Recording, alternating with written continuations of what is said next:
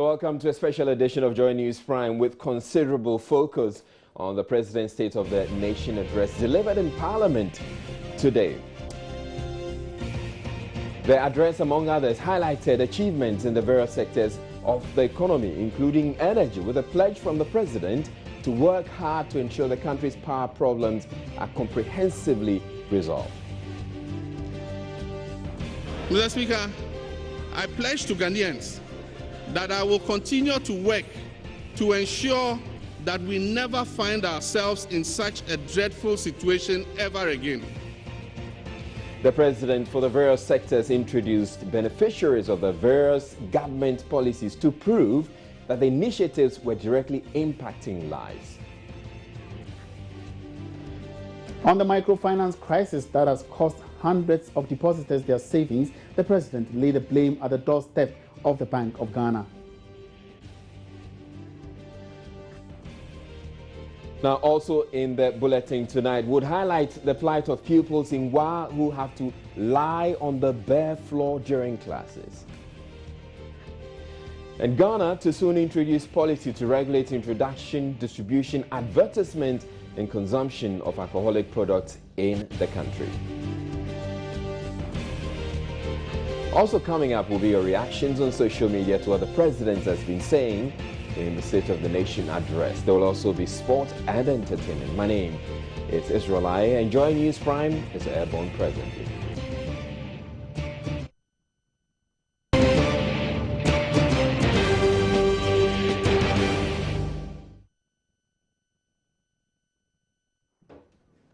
Now, President Mahama on Thursday pledged not to relent in efforts to comprehensively fix the country's energy challenges despite the current respite in the situation. Highlighting what could easily pass as his most significant achievement in the past 12 months in the State of the Nation address, the President indicated that 800 megawatts of electricity has been added to the country's energy stock. A year ago, I stood before this very august House and promised to fix the power sector deficit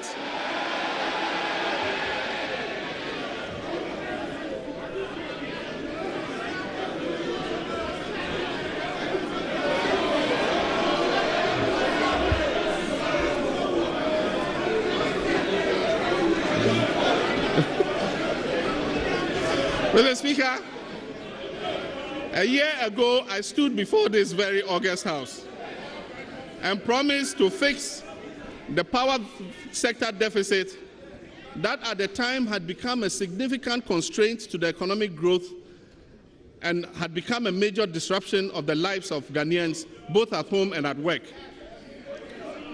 Mr. Speaker, this was a time of considerable national anxiety. A huge deficit in power generation had resulted in prolonged power rationing. Mr. Speaker, I was painfully aware of the difficulties this situation was posing to Ghanaians. Mr. Speaker, Ghanaians had to put up with long hours of darkness or spend money on expensive fuel to run their generators. Mr. Speaker, businesses faced serious disruption or saw their costs go up if they had to operate on generators. Mr. Speaker, on that occasion, I expressed my deep regret to the nation over the situation, and Mr. Speaker, I took full responsibility as President and leader of this nation and Commander-in-Chief. Mr. Speaker, I took full responsibility as Commander-in-Chief. It has not been easy. Mr. Speaker, it has been a year of hard work. Mr. Speaker, hard work that has made us achieve, Mr. Speaker, listen to this carefully. Hard work that has made us achieve the fastest mobilization of emergency power in the history of Ghana.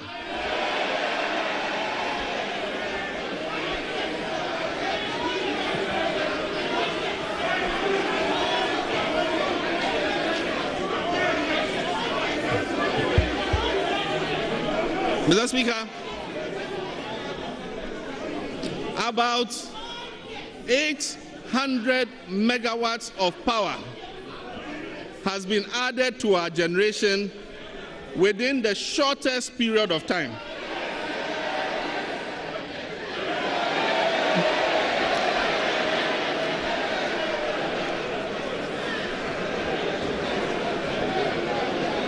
Mr. Speaker,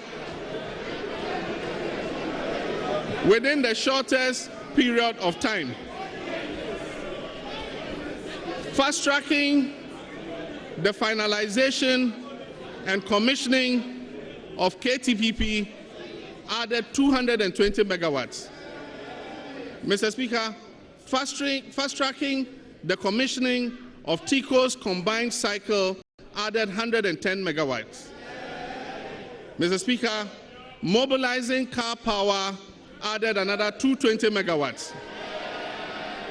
And Mr. Speaker, as I speak, Ameri is adding 250 megawatts extra power to our transmission grid.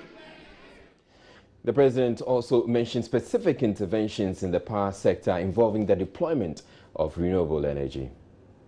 Mr. Speaker, I pledge to Ghanaians that I will continue to work to ensure that we never find ourselves in such a dreadful situation ever again.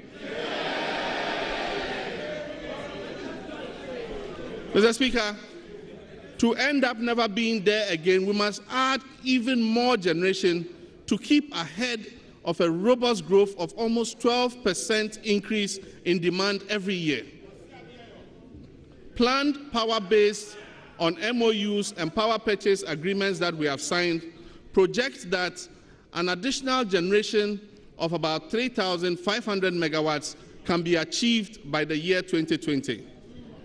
Mr. Speaker, if we do this, this will ensure Ghana's power security and will position Ghana as the power hub of West Africa. Mr. Speaker, in this term and my next term, I wish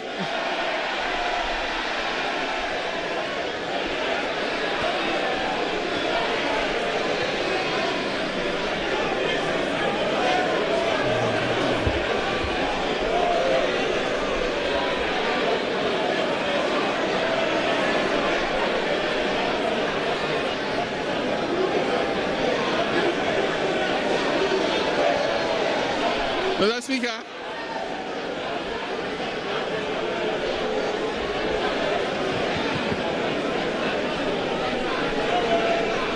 Mr. Speaker, order, order, order.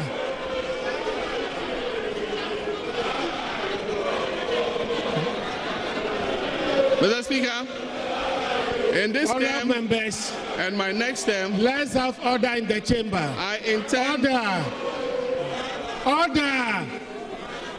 In this term and my next term, I intend to work hard to achieve this objective.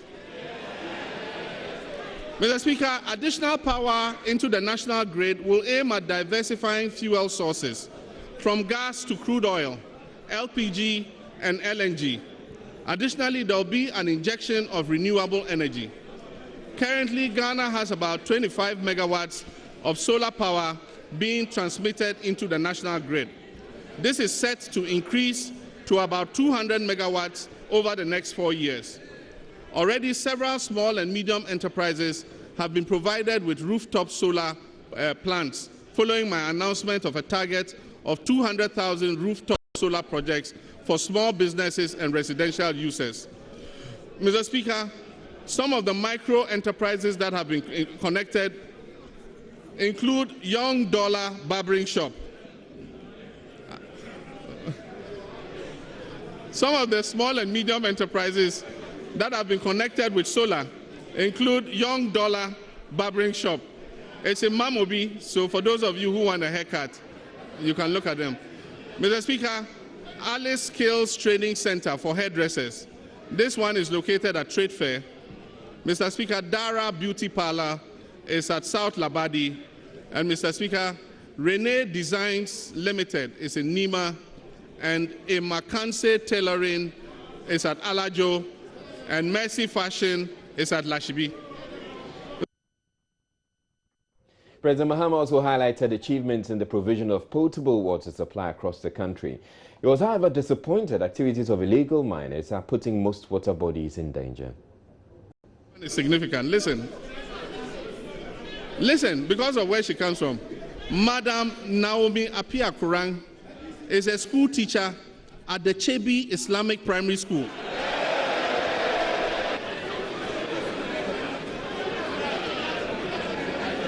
Mr. Speaker, it didn't matter as much as it does today. As I said, Naomi, who is present in Parliament today, and many others, are living testimonies to the benefits being derived from the 1.5 million gallon per day 5 towns water project in Chebi, Osenase, Enyinam, Apeja, and Kwabing. Mr. Speaker, that was a daily challenge for the people of this area. Mr. Speaker, Naomi lives in Chebi with her 3 children, and she recounts her difficulties in accessing clean drinking water prior to the inauguration of the new water treatment plant.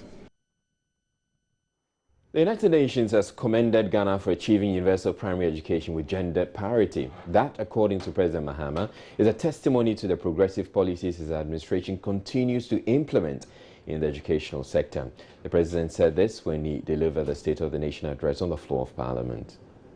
Thursday's State of the Nation address marked the last address by President Mahama in his first term as president. President Mahama started his address with the education sector. This time, the president did something he called illustration of a direct line between policy and people. And so for every subsector under education he touched on, he had a beneficiary in the public gallery as evidence. Let me tell you about one of those 2,300 students, Jijo Kwamwa from Fodomehelu. She lost her mom when she was only 10 years old. When she counted herself along with her 13 siblings, those being her father's children, there didn't seem to be any hope that she would stand out. Thankfully, an uncle of hers took her in and took care of her through JHS and SHS.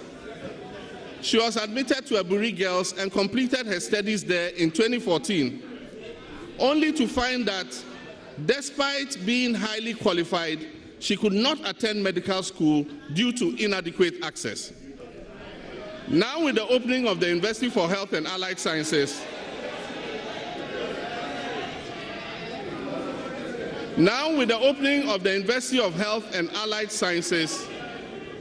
Jijo is indeed standing out. This access has made a tremendous difference in her life.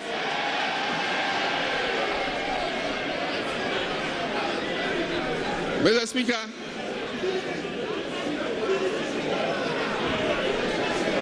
President Mahama said his administration has undertaken the most aggressive expansion and creation of access to senior higher education in the history of this country.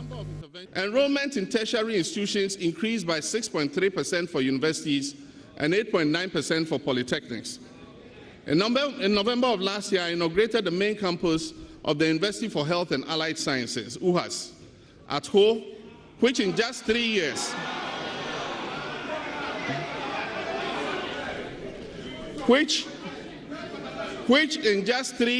of its establishment has achieved many remarkable success stories. The president also pointed out that his government's intervention has led to the creation of non-formal jobs. Mr. Speaker, enrollment in tertiary institutions increased by 6.3% for universities and 8.9% for polytechnics. In November of last year, I inaugurated the main campus of the University for Health and Allied Sciences, UHAS, at Ho, which in just 3 years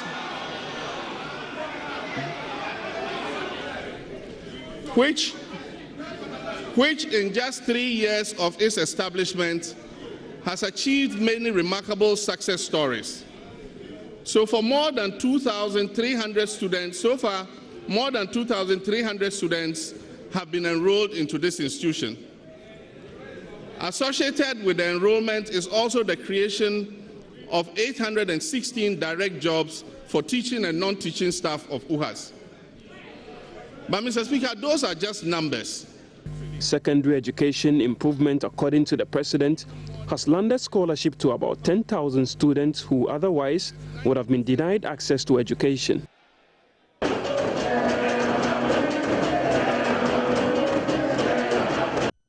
Now we're taking a break with the President's State of the Nation address. We'll be back with more on what the President had to say about the achievements he struck in the last year. Stay tuned.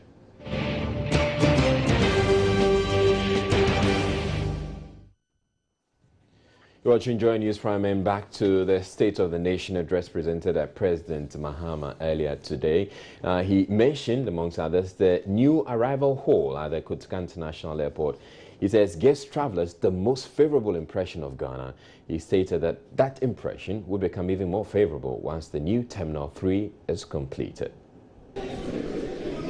Today, Ghanaians and foreigners alike traveling through Kotoka International Airport's Terminal 2 arrival lounge transit through this beautiful refurbished arrival hall that meets all international standards.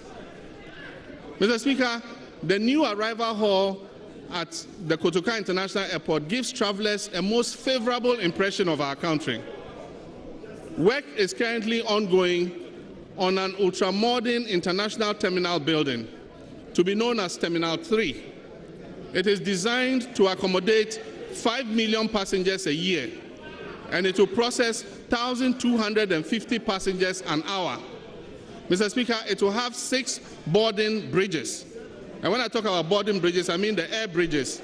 You are not going to get down and walk into a bus and be driven to a stairs and climb up a stairs. You are going to walk through modern air bridges straight into the plane, Mr. Speaker. And I'm sure my friends on the other side would appreciate that.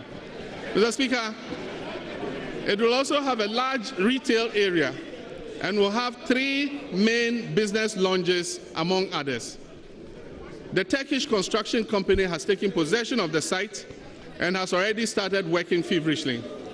Mr. Speaker, I will have the honor to be joined on the 1st of March 2016 by the Turkish President Tayyip Recep Erdogan to cut the sword for the official commencement of work on this monumental aviation project. Now, many roads across the country are at various stages of completion. The Tamale Airport, also according to President Mahama, has seen a significant facelift. Significant progress has been made on the Bupe-Tamale Road, and work has started on the Bunsunu-Daboya Road.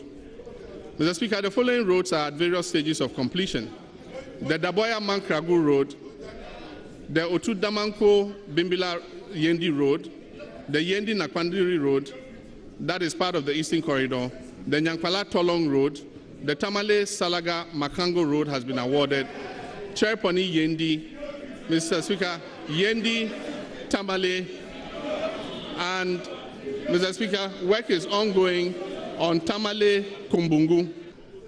Queiroz Galvao was working on the Tamale Airport. They have substantially finished the work on the Tamale Airport. And so we've asked them to demobilize part of their construction gang onto the Bolga-Boko Road. I'm sure Ayarga and all our MPs from that corridor, Pusiga, and everybody would be very happy about this.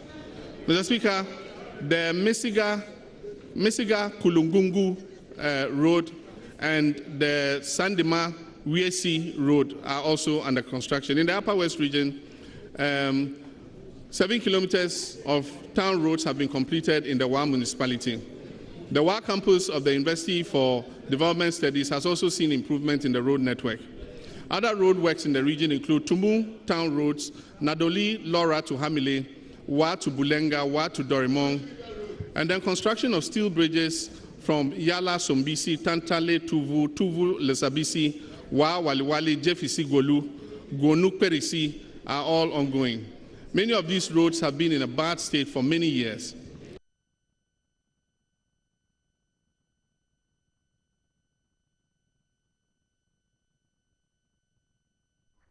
Among the many achievements that President Mahama mentioned in the health sector is the progress of work on some hospitals across the country.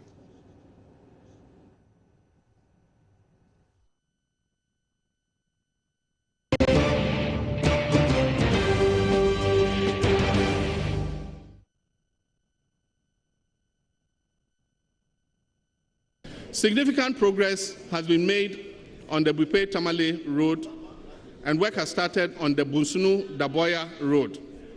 Mr. Speaker, the following roads are at various stages of completion. The Daboya, you are having your bed regional hospital in Kumau, the 60-bed district hospital in Salaga, the 60-bed district hospital in Tepa, the 60-bed district hospital in Soko, the 60-bed district hospital in Konongo, Dumase, and the 100-bed municipal hospital near Atomic in Accra. Mr. Speaker, rehabilitation of the 295-bed Bolgatanga Hospital is progressing satisfactorily. Now, the minority in Parliament has been reacting to all that the President has had to say. Osei Bonsu has been speaking for them. In the gallery, visitors who come to Parliament are the guests of the Right Honourable Speaker and not the President. So you have a President who will go to every length to break every rule just to satisfy his whims and caprices. That's the President that we have. Now, there are relevant questions to ask. If he is admitting to us, to the nation, that they are his guests, it means that he bars them from their various destinations to, as it were, provide evidence to his claims. Some of them he indicated to us as a nation that he brought them all the way from Upper East, Upper West, Northern region in particular, and a couple of them from Eastern region, from the Volta region, and one from Ashanti region, some from Western region. Whom the President described as a member of the MPP. As whose expense? And if he's telling us that he described one as a member of the MPP, it means that the others are all NDC. That is what the President is indicating to us, inferentially. But even the MPP president that he spoke about, we all do know, yes, he was indeed with the MPP. And they have poached him, which whatever. And today he's one of the biggest contractors in the Ashanti region. So he's saying that Abuaji is no longer a member of the MPP? He knows that. The President knows that. The President knows that. But to me, that is what is important. What is important to ask is what was done, at whose expense? At the nation's expense? Or at his personal expense? We need to interrogate that. But having said that, the President is obliged under Article 67 to come to Parliament to present the State of the Nation address to Parliament. What are supposed to be the ingredients of that presentation is captured in Article 34, Clause 2 of the Constitution. And that one relates to the steps that have been taken towards the realization of the basic human rights of this country. First, human rights will relate to the rule of law. We have had incidents of people going on demonstrations who have been brutalized by police. We thought the President was going to talk about this. He doesn't find it useful to talk about that. The state of the economy, the Article 34, Clause 2, tells us that the President is required to speak about that. Because that is Achilles' heel, he tucked it away somewhere. So more than 1.5 hours after he has started talking, he will not even mention the economy. But what is the state of the economy? By every measure, GDP, interest rate, inflation, currency, depreciation, and so on, lending rates, we are way down. We have plummeted from the 8.4 that we achieved in 2008. Consistently over the past 3 years, we have never been able to grow the GDP by more than 4%, 4.1, 4.0. And this year, the anticipation last year under his regime, the anticipation is that we'll not grow any more than 4%.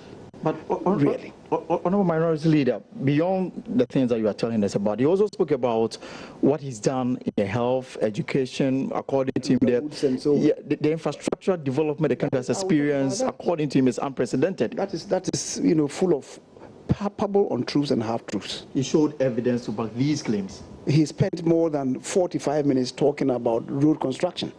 I'll tell you what. Under President Kufuor, the 8-year administration of President Kufuor, he expanded the road network. In 2000, at the end of 2000, the total road network of this country was 37,000. 8 years under Kufuor saw an expansion from 37,000 to over 67,000, close to 67,900, I should say, kilometers. And he admitted that they've added about 3,700. 8 years. And there's no shame. There's no shame to tell us that 8 years he has been able to expand the road network by just 3,700. Whereas Kufuor did 30,000 in 8 years. He has done 3,700 in spite of the propaganda. And yet, we all do know the massive expenditure incurred in road expenditure, in road construction. Look, between 2005 2008, President Kufuor spent 1.2 billion to construct 4,440 kilometers and tarred those roads. John Mahama, 2009-2015, did spend 1.95 billion, almost 2 billion, to construct 740 kilometers. These expansions we are talking about, is the Sofo line, for example, included in what the Kufuor administration did, which is among the expansion you are talking about? Because according to the president, they are yet to be done with. And government is committed to doing it. He says yet to be completed, right? No, there are roads that were begun by the Rawlings administration that were continued by Kufuor's administration. So if there are roads begun by Kufuor's administration and we want to complete it, why not? In respect of schools, for instance, there were schools under trees. Kufuor began 920 in 2 years. In 7 years, they've only been able to increase it from the 920 to 2,350. Say 2,400. What does it mean? It means that they've been able to add about 1,400 in 8 years. Whereas in 2 years, Kufuor began 920. And the cost of the construction, John Mahama seems to think that the end justifies the means. The end does not justify the means. And he's talking about political quantity surveyors. We'll tell him that they are stealing the country's money. How? Right, you're watching Joy News Prime, and there's more to come in the bulletin. We'll still be telling you about the plight of pupils in WA who have to lie on the bare floor during classes. And Ghana to soon introduce policy to regulate production, distribution, advertisement and consumption of alcoholic products. Up next, we bring you business news. Please stay tuned.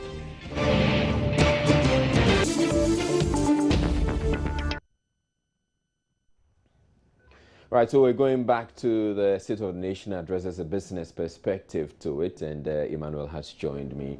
Hi. So the president essentially reiterated something that we have been talking about for a while now, but it's about the fact that as far as this microfinance crisis is concerned, the Bank of Ghana failed in its supervisory duties, and it's something that President touched. Exactly. I mean, we've all been talking about the DKM, Bank of Ghana, and other microfinance saga for a long time, and the president did not mince words at all. He actually gave it to the Bank of Ghana, but insisted that, hey, the Bank of Ghana is still autonomous, so it cannot actually crack a whip or something on the Bank of Ghana, but it's advising the bank, the central bank, to do well to, pay back or reimburse those victims of the. Let's hear what he has to say. All right, thank you. Time for business. And President Mahama has impressed on the Bank of Ghana the need to ensure depositors affected by the DKM Diamond Microfinance saga are reimbursed.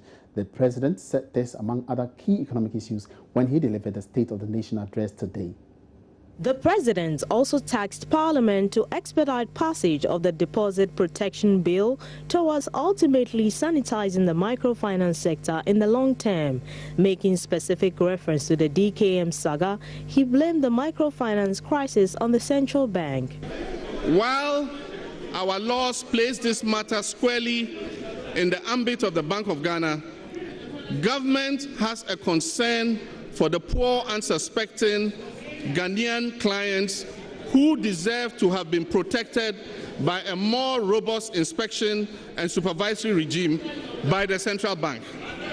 I'm aware that the Bank of Ghana has commenced liquidation proceedings in respect of DKM, and I believe that this process should be part of a comprehensive package that looks at the protection of the livelihoods of especially small depositors without rewarding the reckless conduct of the microfinance company.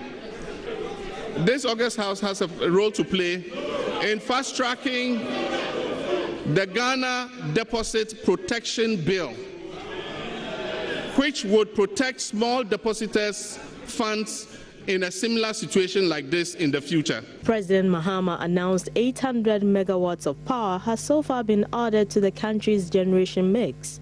If this statement is anything to go by, this should be good news for businesses, as they can now be more assured of regular power supply for the operations. Regarding the oil sector, he mentioned that over $200 million worth of contracts have been awarded to some 321 indigenous companies out of the 400 in the upstream sector. In the agri sector, President Mahama revealed government has initiated moves to boost the production of coffee, palm oil and share for export to the benefit of the economy. The government, through the Ghana Cocoa Board, intends to increase Ghana's annual coffee production from the current level of about 6,000. If you didn't know it, we export coffee. We export about 6,000 metric tons a year. We intend to increase this from 6,000 metric tons to 100,000 metric tons in the short to medium term. The government, through Ghana Cocoa Board, is promoting coffee cultivation in areas considered as marginal for cocoa production. Communities like Techiman, Wenchi, Bechem, Onkranza, Atebubu, Kwame Danso, Drobo, Akomadan, Offenso, Jamase, Mampong, Ashanti, Ketekrachi, and Dambai are being targeted for aggressive promotion of coffee cultivation. President Mahama also reiterated government's commitment not to overspend this election year. According to him, this year's budget deficit target of 5.3% of GDP calls for such greater financial discipline. Now let's now do some independent analysis on the economic issues raised in the president's address with economist Dr.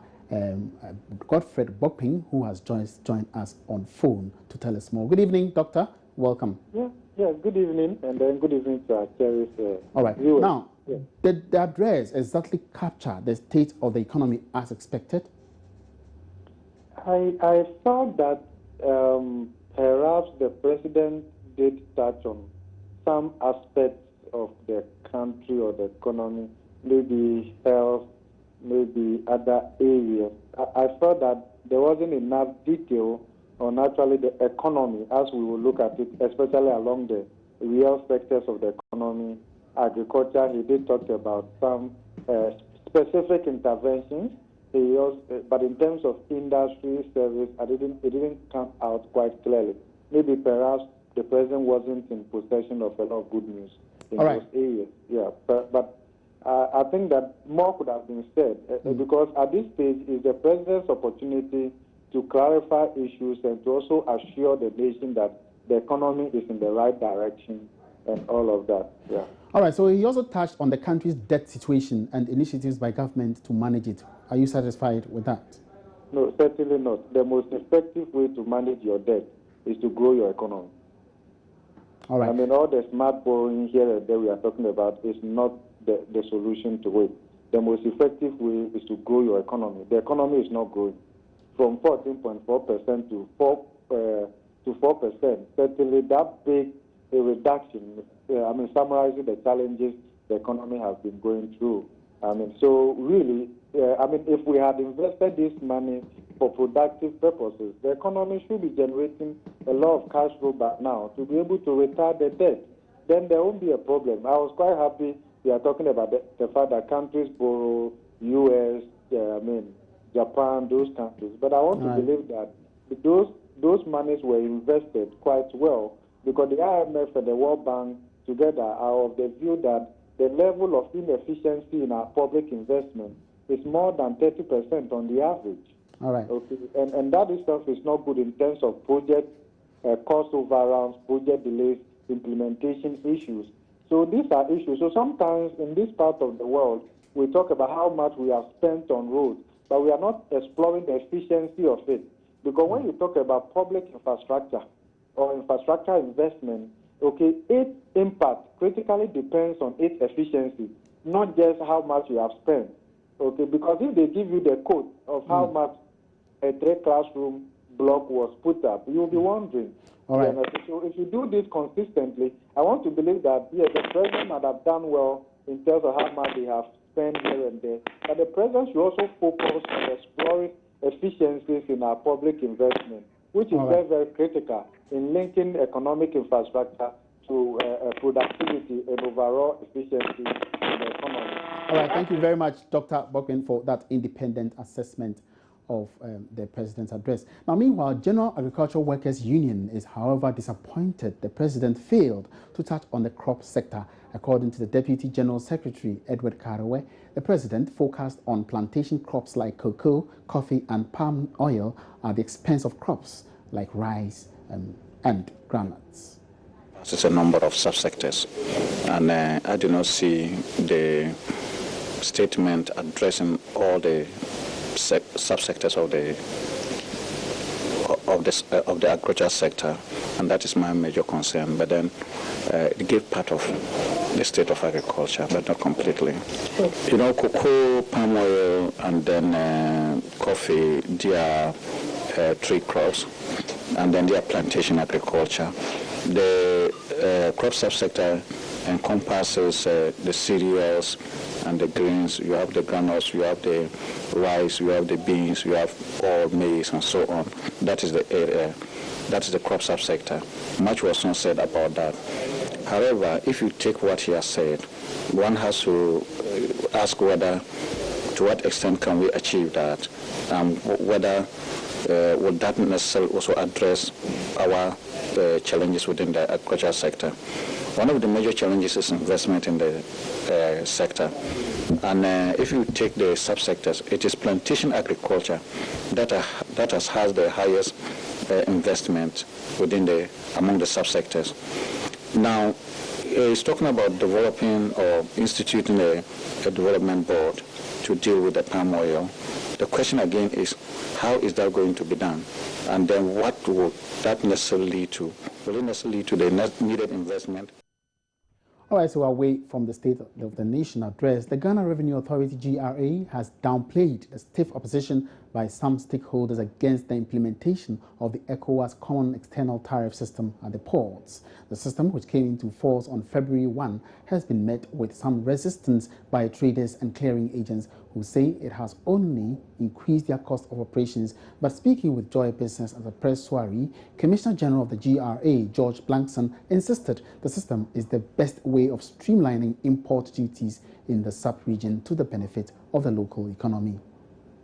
There is no denying the fact that for some goods, a few of the goods, the harmonization involved some rates going up. But we also have a large number of goods on which the introduction of CET has resulted in the rates coming down. The point to note really is that for those who deal in goods, who import goods that have had the rates come down, they have no reason to complain, so you will not hear about them. The few who deal in goods that have got the rates going up are the ones that you naturally will hear complaining. So it's a question of pluses and minuses. For all you know, the net impact we see as being neutral, or could even be that less tax in all is being exacted on goods and services, on goods imported than before. Because as I've said, some have had the rates go up, some have had the rates come down. On the balance, it may well be that the overall rate may have come down. All right, so finally, before we go, businesses may be enjoying more regular power supply now than some months ago. This is, however, coming at a higher cost, especially following the tariff increases, forcing some businesses to be folding up. Bread and Wine restaurant at Osu, for instance, has announced plans to shut down due to what it deems a series of high electricity bills, which have negatively affected its operations. In an exclusive with Joy Business, assistant to the CEO, Ben Redu-Minta, said the decision follows failed attempts to resolve the issue with the ECG. We have started having this problem ever since they changed the meter at Bread and Wine restaurant. Recently, I and the CEO went to ECG to talk about the increase in tariffs, and the CEO wanted them to come here and check if the problem is from us. They came, we didn't hear anything from them, and he was trying to close down since the ECG bill is even more than our rent we pay here. Recently, January bill came of about 30,500 and something above cedis, which was outrageous. So that was when he decided to close down the company. First we were paying 6,000, it went to 9,000, then 15, 16, but recently 22, 24. Even during when we were on the load shedding, the bill was, it looks like they fixed a bill for us. Whether we run on generator or not, it's still 20, 22, until January it went up to 30,000. Well, so we wrap up on this note. Thank you very much for your attention. My name is Emmanuel Abuaji Riafe. The news continues.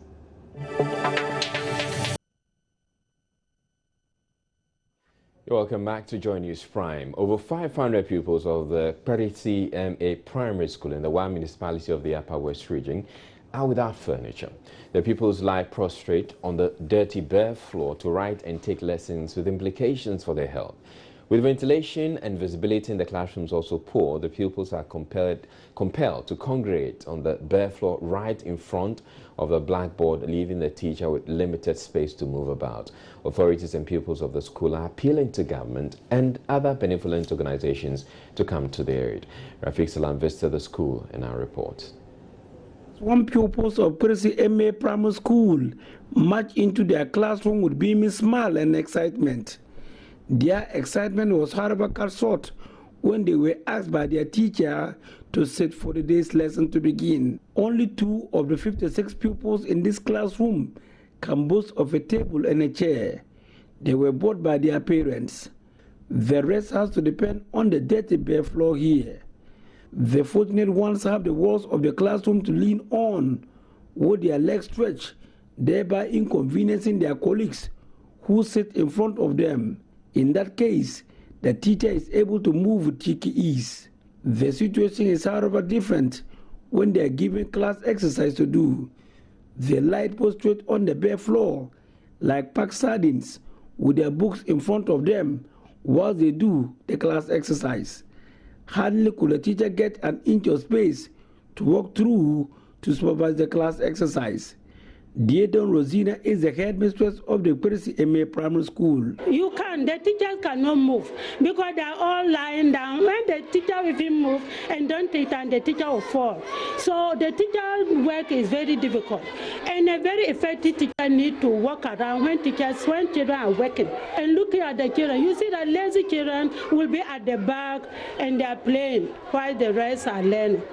So, in effect, the learning, there's no effective learning in the P1 and at the lower primary level. The situation is same for all classes in the lower primary. Apart from getting waist pains as a result of sitting or lying on the floor to write, they also have their school uniforms torn, sometimes exposing their vital parts. What's more, they normally get cold, which always take them to the hospital.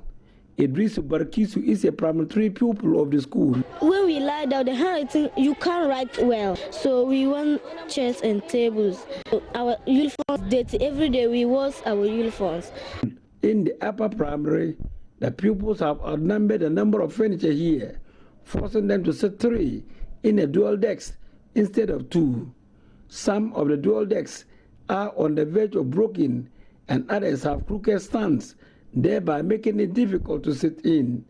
Another area of concern is the poor visibility and ventilation in the classrooms. Those that are having sighting problem will have to move closer to the board and even try to pull the teacher down, because they will go to the teacher and the teacher, around the teacher, where the teacher is, children are sleeping all around, so the teacher can easily even fall. The inhuman conditions, according to the teachers in the school, are not encouraging enough for them to put in their best. I was so discouraged because I've been teaching for the past almost 30 years in the service, and to see this mess, I'm not happy, I'm discouraged.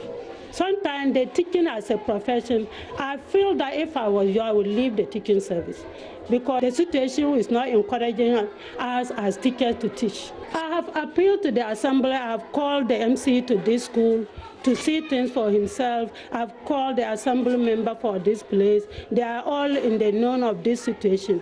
So I'm appealing to a wider, maybe the government, to come to our aid. Reporting for J News, Rafik Salam, Persi.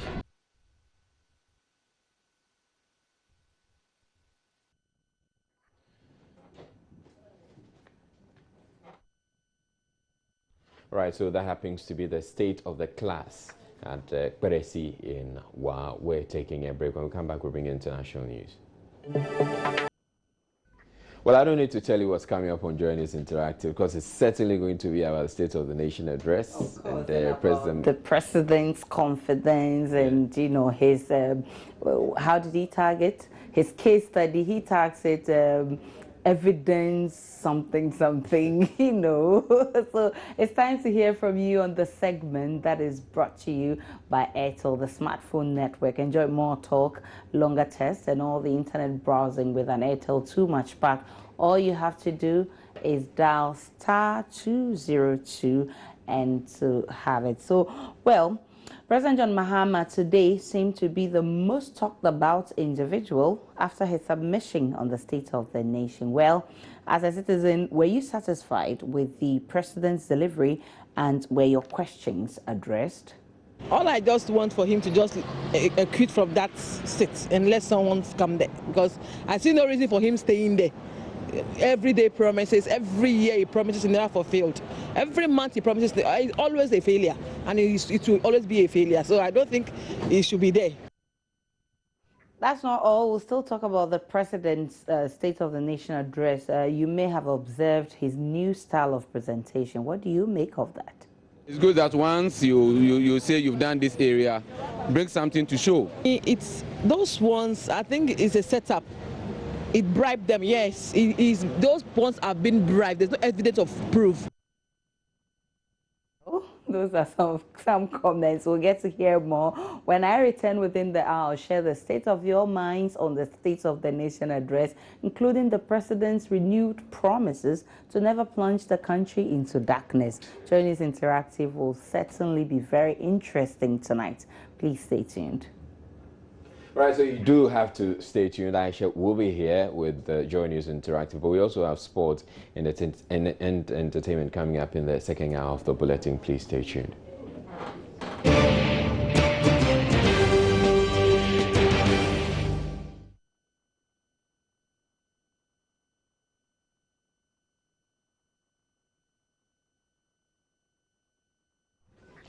Well, you're watching Joy News Prime Time now for a quick recap of our top stories, which focus mainly on the President's State of the Nation address, which highlighted achievements in the various sectors of the economy, including energy, with a pledge from the President to work hard to ensure the country's power problems are comprehensively resolved. The President, for the various sectors, introduced beneficiaries of various government policies to prove that the initiatives were directly impacting lives. On the microfinance crisis that has cost hundreds of depositors their savings, the President laid the blame at the doorstep of the Bank of Ghana.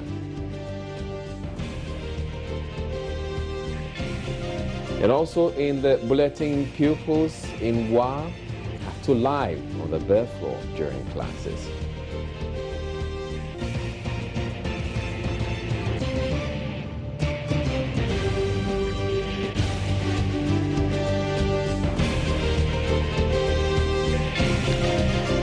Now on to the rest of our stories. And Ghana will soon have a policy to regulate the production, distribution, advertisement and consumption of alcoholic products in the country.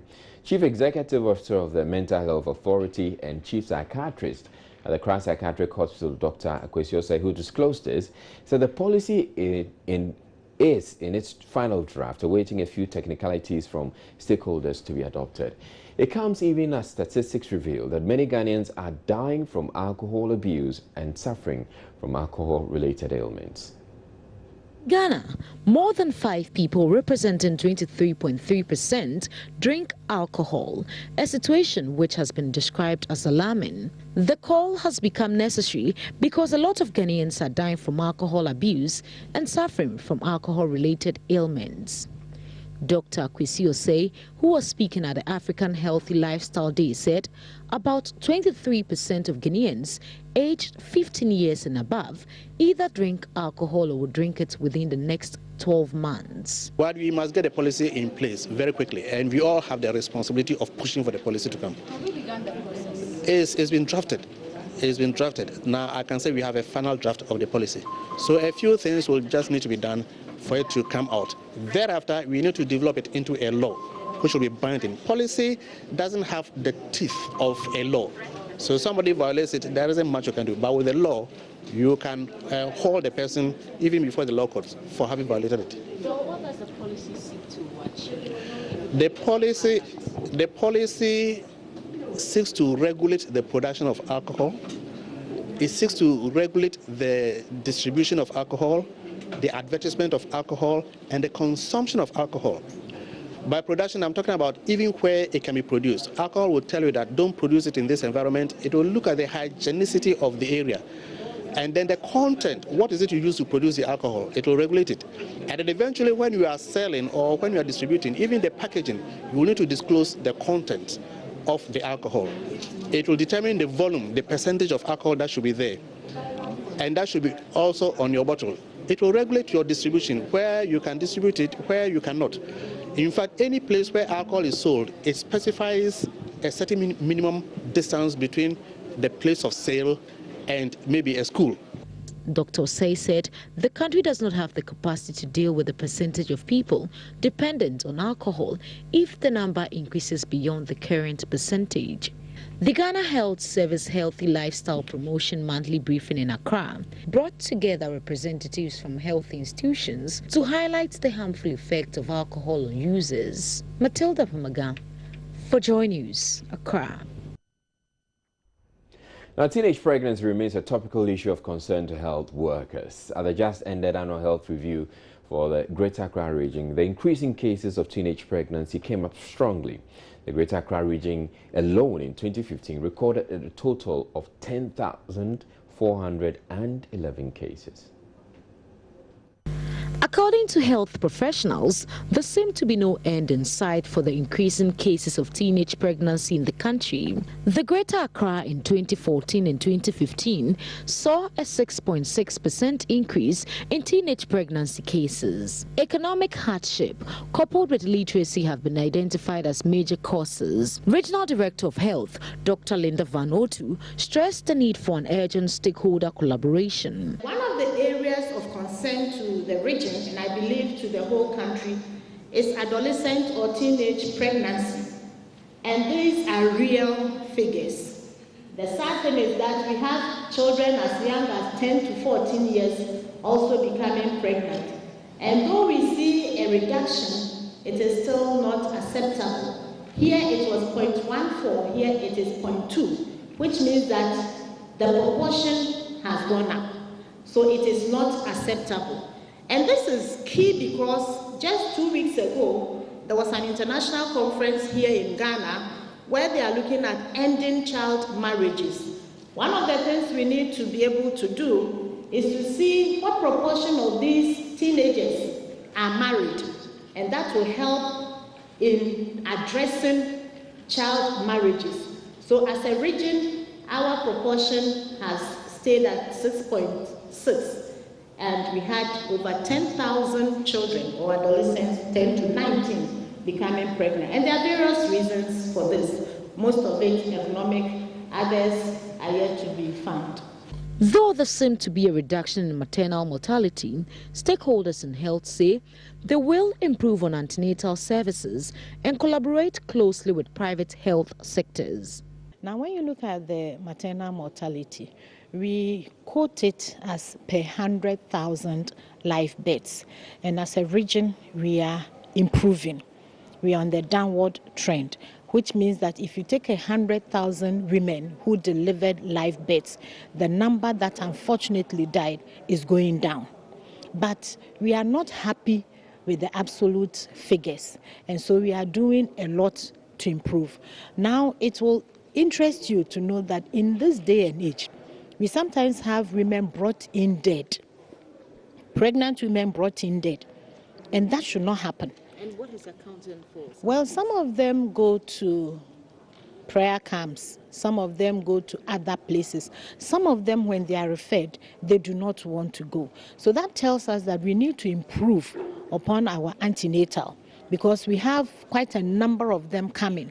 And we are going to also work closely with the private sector, whether it's a maternity home or a hospital.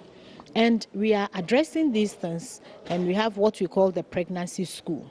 Now, at the pregnancy school, we don't just talk to the pregnant woman.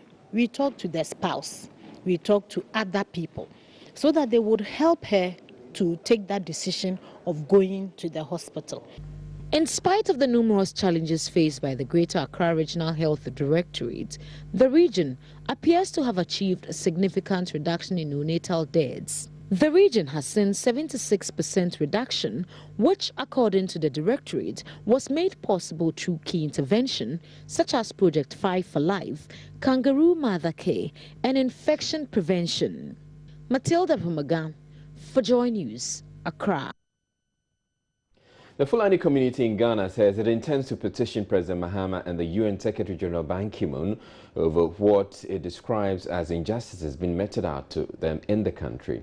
At a news conference on Thursday here in Accra, they stated traditional authorities in some areas they have settled have not been kind to them. The Fulanis have been blamed for a number of attacks and destruction to property in part of the country, with farmers in the Ashanti region, particularly Agogo, most affected. The president of the Fulani Settlers Association of Ghana says they have been misunderstood. Farmers in Agogo and other farming communities in the Ashanti and Eastern regions particularly have been up in arms, calling on the Regional Security Council to evict Fulani herdsmen in those areas. The natives allege the herdsmen have been causing havoc on crops and forest plantations, as well as terrorize the people with impunity. The president of the Fulani community, however, says plans to evict them are against the UN convention. People have come to you that arms. They didn't carry barrel, they didn't have arrow, they didn't carry any bow, they didn't carry any spear, they didn't carry any gun. How do you declare war on them? But they have guns. What if they have? You have to prove to me that they have guns. Who gives them that guns? You have to answer me. Who gives them that guns? Have you established that they have guns? If you give it, who gives them? Have you find out to say that really they have those guns? But they've been shooting people in the area. Well, and other people have also been shooting them. Exactly the point I'm making. So my question again, are you committed to living in peace with the people of Agogo? Of course, we are committed more than that. The resolution now, we said that we have so many things. We are calling upon the government of Ghana. We are calling upon the chairman, the current chairman of the ECOWAS, and we are calling up the Ban Ki-moon, the Secretary General of the United Nations. All of them, we are inviting them to give us attention, to help us to get a lasting solution to the Fulani crisis in the country. Some Fulanis present at the news conference expressed their displeasure about the chaos in Agogo and other areas allegedly involving some of their brothers. This issue escalating in Agogo and what have you has nothing to do with the indigenes. These are Fulanis that have moved, traveled far to Agogo. You understand? They are those. Why should you live peacefully with your people, your chief, for let's say 30 years, 40 years? Then all of a sudden, why are we not hearing these problems long about 40 years back? Why is it coming up now? Don't forget, there is drought in Nigeria. Don't forget, Cameroon is confronted with security issues. Niger is also confronted with droughts. We have our people traveling down, and Ghana is becoming a safe haven. If you get a safe haven, why don't you protect it? That is the issue of education again. I would want to also buttress on. Osman Ba called for calm as they work towards a lasting solution to the problem. We have been experiencing these things, so many things of these things here.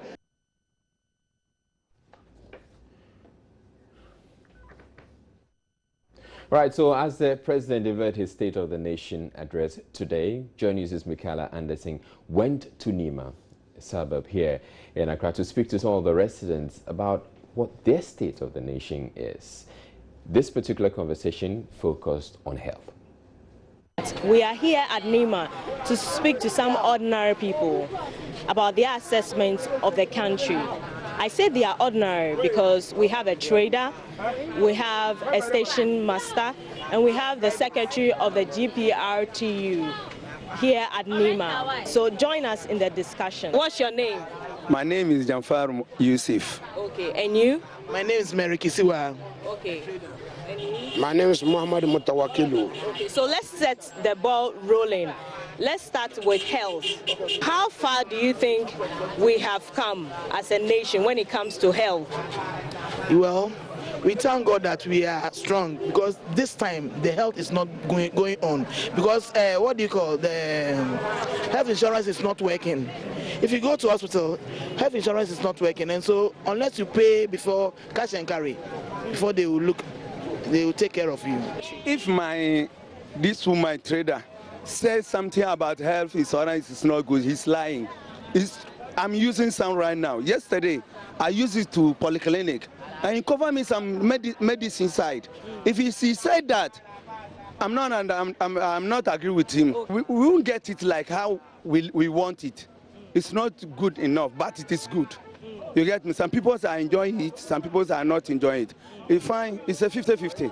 That one there, I won't tell you. But mostly, it's from the doctors and the nurse peoples. If you hold the health insurance, how they used to treat you, it's a different. Why? How do they treat people? Of course. Now, the health insurance, if like you have a health insurance, they know that you are not going to pay money too much. Then they will put aside, you join the line. Those who don't have health insurance, they will come. Then you pay. You know that they will get money from them. Then they will pay.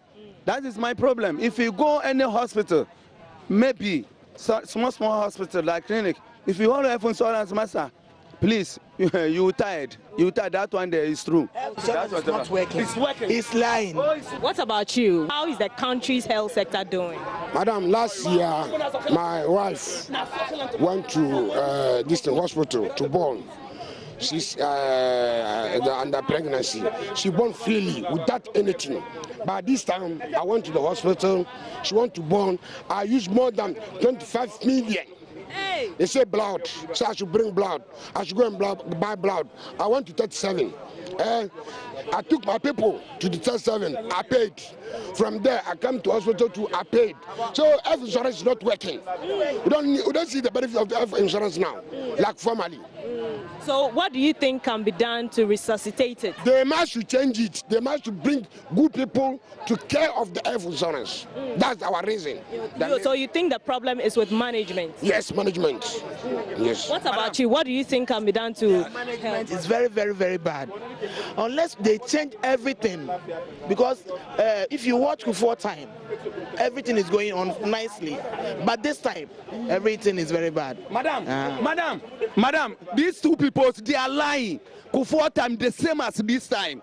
You get me? Don't say Kufuor management. Oh wait. Okay, I know. Sorry to say that. Wait. Sorry to say that. I said sorry to say that. I apologize. Relax. I am the moderator here. I am the moderator. I apologize, madam. Right, so that was how the discussion degenerated. We're taking a break. We'll come up with entertainment.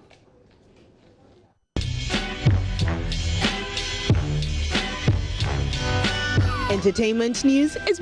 Right, it's time for entertainment, even though I've been having enough entertainment. Quite a bit of entertainment with that debate that went on between Michaela and the residents of Nima. Yeah. But I'm sure you have a lot more for us. Sure, because you are lying.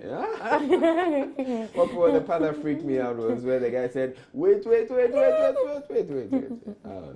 Anyway, okay, so there's more entertainment. And you know that yesterday marked 50 years after Dr. Kwame Nkrumah was overthrown. Yeah. And his secretary, KB Asante, has been speaking about the entertainment industry back then when Nkrumah was first president, and also what Nkrumah makes of our entertainment industry today. Like you're speaking like an Nkrumah. All right.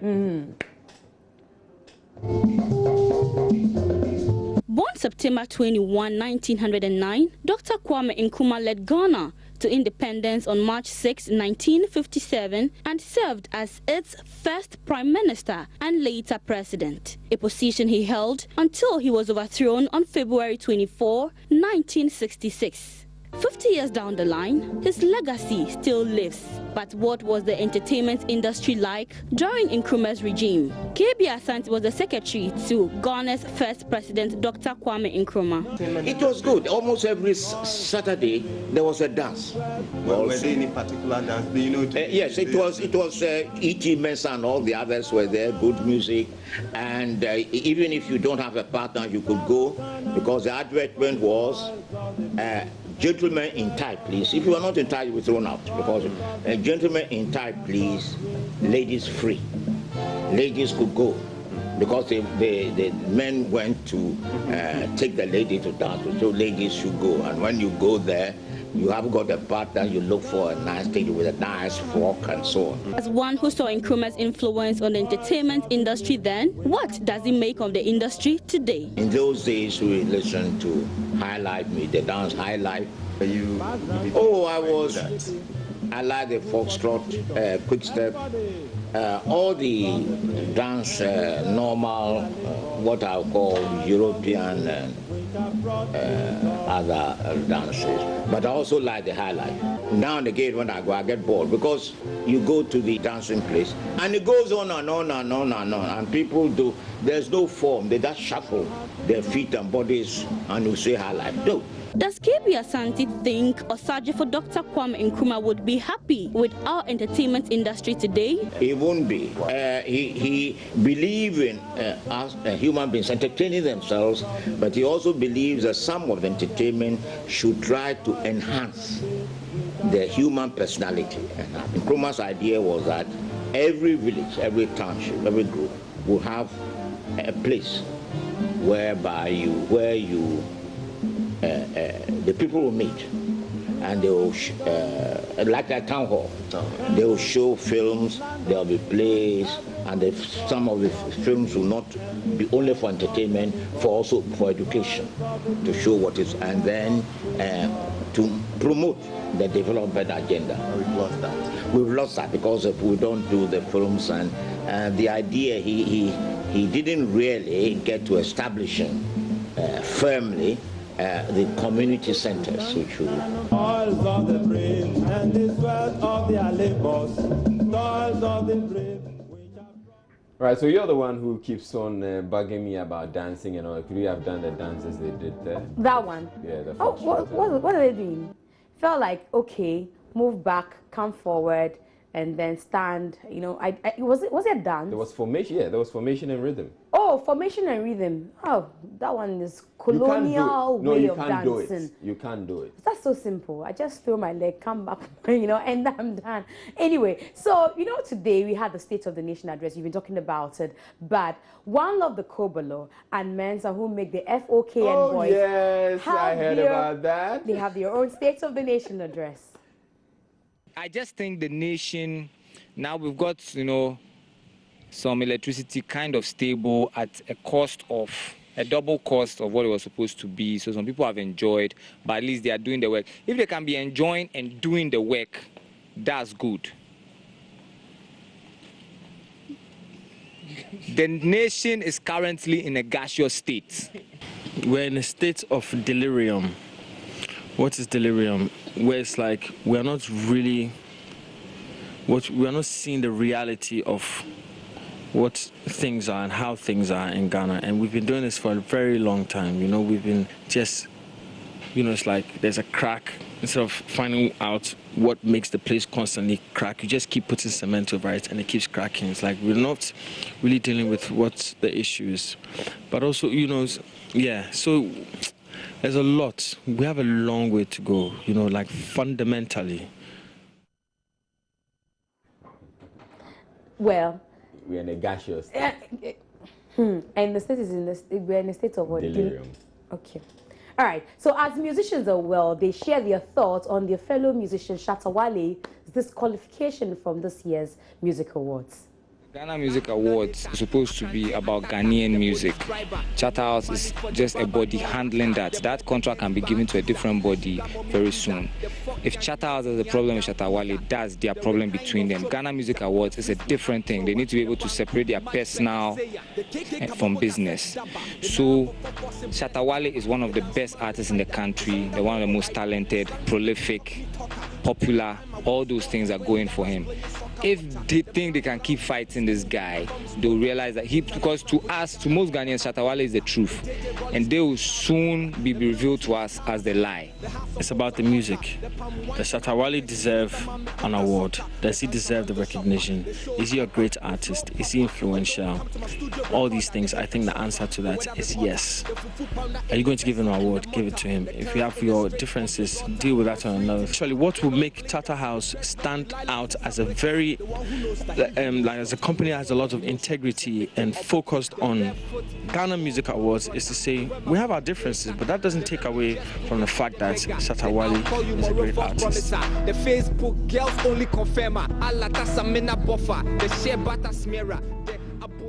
Indeed, they have a point. You can't ignore Shatta Wale, you know, in the discourse. I guess some people are going to win big this year because Shatta is not in the race, you know. One man's meat, another man's poison, Well, and you know the other way around. Okay, so also in the news today is Tiwa Savage. She was with the BBC's Bola Musero, and she's been talking about being a female artiste and also her favorite female artist.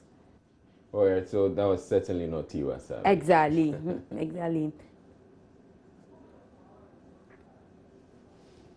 So can we have the Tiwa Savage now? What she just showed on TV is the Brits Awards. It came off there last night. And of course, Adele won big there, also winning is Coldplay. And then we had Justin Bieber winning. Adele had 4 good awards. And at a point, she was emotional on stage. Here are highlights from the awards. Right, so she deserves it. Yeah. Adele has some great tracks running. Yeah, she does deserve all of it. But I had some choristers in Parliament representing me today, you know. Oh. Yes, yes. And they sang The Wonders of Mahama. So I'm going to leave you with that. But the news was brought to you by Airtel, the smartphone network. Let's have the choristers sing The Wonders of Mahama.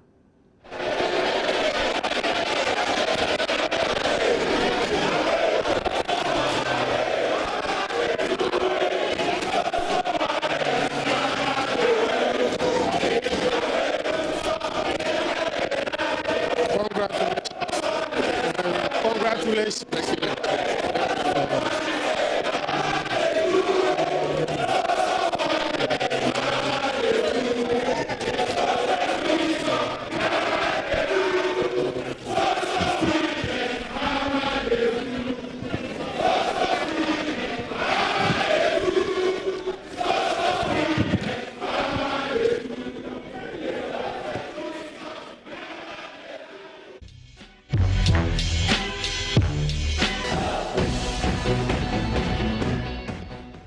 Right, so sports has its own perspective of the State of the Nation address, and Nathaniel Atto is here to tell us about it. Good evening to you, Nathaniel. Yeah, hi. And Israel, if you were a boxer, I don't know what stance you'd have, whether you'd have the orthodox stance or the, the southpaw stance. I don't know about that.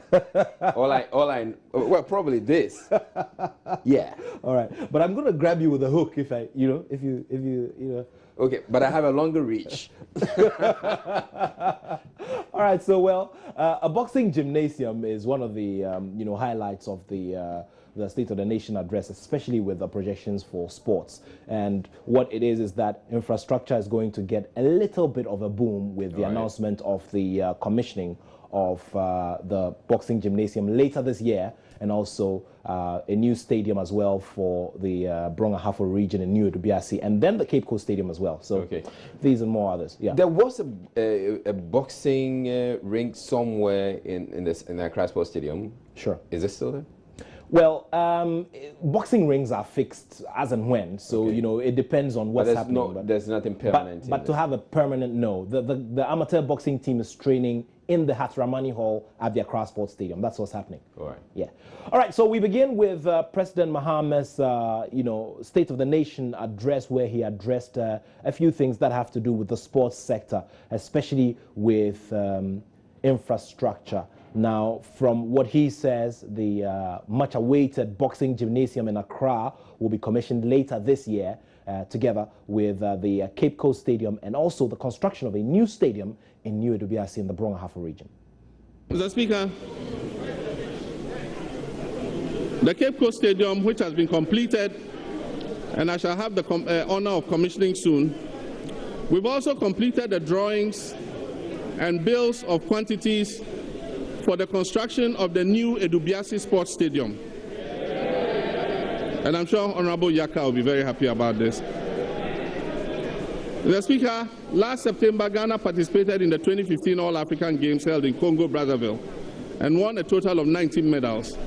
Our women's football team must be particularly commended for winning the football trophy.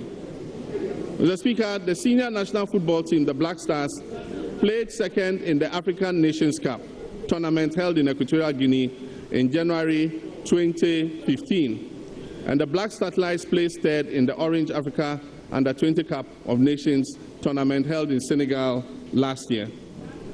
Mr. Speaker, government commits to the implementation of the findings and recommendations of the World Cup Commission, even as we confront the legal hurdles ahead. Mr. Speaker, a new boxing gym and sports complex being built by SNIT near the Kole Lagoon will be commissioned this year. This will give opportunity for young people in Bukom and other surrounding areas who have a talent for boxing to realize their dreams. Your boxing gym is here. From boxing, let's switch to football now, and the Ghana FA is urging many to sustain the patronage, the matches of patronage in the Premier League at the various league centres. Match day 1 of the 2016 Ghana Premier League saw good attendance at most of the league centres across the country. Now, ex-Ghana captain Stephen Appiah has been speaking about this new trend and wants to see it sustained. I was really happy. I mean, I watched Accra Suffolk. I saw it on TV, and the attendance was not bad. I spoke to Mickey Charles, and he said, Techiman, the place was, I mean, Wafa to ahead. I hope that is not because of the first game, you know, the excitement, everybody want to go to the stadium, and then maybe from the 5th game you will see people not going to the stadium. So I think that the most important thing is, I mean, we have to hype the league. I mean, at the end of the day, that's what we have. And I remember my days, I mean, before you get to the stadium, I mean, it's packed, but these days we're not seeing those kind of things. And I think that is the foreign leagues too. I think we have to educate people. We have to preach to people that they should come to the stadium to come and watch the games. And at the end of the day, I know it's difficult because a lot might be said that we don't have outstanding players. I mean, years back when you're going to the stadium, you said that you're going to watch Shamokwe, you said that you're going to watch Joe Debra, those kind of. But these days, it's not like that anymore. But I mean, the only thing we have to do, we have to motivate the guys, because when you are a player and you go to play a game, and when you get there, it's empty. I mean, it doesn't motivate you. So I mean, the players seeing us, it pays a lot to their career. Stephen Appiah also made time to talk about his former club, Accra Hearts of Oak, and he's asking the fans of the club to be modest of their expectations of the club this season. It's only one game, as you said, and I mean everybody is singing the coach praise, but we have to know that it's a long way. They have a lot of matches to play, and then they have to perform. But I've been hearing positive things about the coach, the way he goes, his training schedule, the way he talks to the players, not only on the pitch, but he always tries to sack the players as well. So I hope that this year is going to be a class of folk here, but I would prefer to see other clubs to like Kotoko to winning their games, because when one side is winning and the other side is losing, it doesn't bring some excitement. But when the 2 or 3 or 4 teams that are winning, and we know that they are the big clubs, I mean, it brings some excitement. So I'm wishing every club the best of luck in this league, but I hope that at the end of the day, Accra House of Folk is going to win the trophy. Sure, he had to display a bit of his bass there. That's accepted, isn't it? Let's talk about the Camp of Liberty Professionals, where the president of the Professional Footballers Association of Ghana, Tony Baffo, has been speaking to the players about managing their finances during and after their respective careers. This was when his outfit paid a visit to the camp of the Dansoman-based club here in Accra. We're happy that the players are content, but for me it's not only about theory, it's also about implementation, which is very, very important. We have been on it since quite a while regarding insurance packages, pension schemes. Of course, we're also worried when it comes to player salaries and standard contracts, but you know, everything takes time, and it's about having negotiations with the management. We've been having a lot of negotiations also with the Ghana Football Association. Now also I've been having good talks with the PLB chairman. It was important for us also at the lounge that they called us to the high table, which I think is a huge recognition for our outfit. We'll keep on working. But one thing I always say, which is very, very important, the players are stakeholders. You can't play the game without the players, and the players should feel that there's a body who stands in for them, for their rights, and also for their protection. We are not messiahs or God or Allah to solve all the problems, but I think it is important for the players to feel that we are there for them. So periodically we're going around to also educate the players about what are their rights, and to also tell them everybody needs to also have a contract copy. All right, so let's talk some more of football here. And the man Jose Mourinho says he's in no rush to get back into coaching. There's been a lot of speculation about Mourinho taking over at Manchester United, where the current manager, Louis van Gaal, is under a lot of pressure to deliver. To wrap it up, let's do some updates from the Europa League. And Manchester United is living dangerously as they have conceded a goal in their game at home against Midtjylland FC. Remember, Manchester United need to win this game to progress, but now the mathematics have changed a little bit. Remember that Manchester United lost the first game by 2-1. So there we are, 1-1 it is after 33 minutes of action. It's a goalless drawn game so far in the game between Molde and Sevilla. And of course, Olympiacos are leading Anderlecht by 1-0. Napoli are leading Villarreal by 1-0. Tottenham Hotspur are leading Fiorentina by 1-0. Up there are some of the confirmed scores, some big score lines there. Lazio beating Galatasaray 3-1, and also Sparta Prague beating Kuban Krasnodar by 3-0 away. Bayer Leverkusen winning 3-1 against Sporting CP as well. Valencia, they beat Rapid Vienna by 4-0 away. So that's how we wrap it up here on Sports on Joy News Prime. Remember to follow us on Twitter at Joy News GH. That's our handle, at Joy News GH. Follow us for more live updates on all of these Europa League games. My name is Nathaniel Atto, and I have love for sport.